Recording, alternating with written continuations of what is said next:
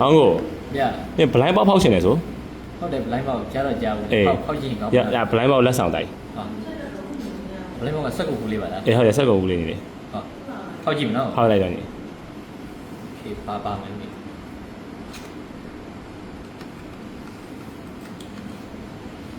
ဒါ အေးအဲ့ကလေးနေလေအဲ့ထဲမှာဟုတ်တယ်အဲ့ထဲမှာအယုတ်ကလေးပါမှာ ဟောအယုတ်ကလေး အေးရုပ်လေးပါ ဒီလိုကိုဖောက်ကြည့်မနော် ဟောင်းနေပါစိတ်လို့ရှားကြရင်နော်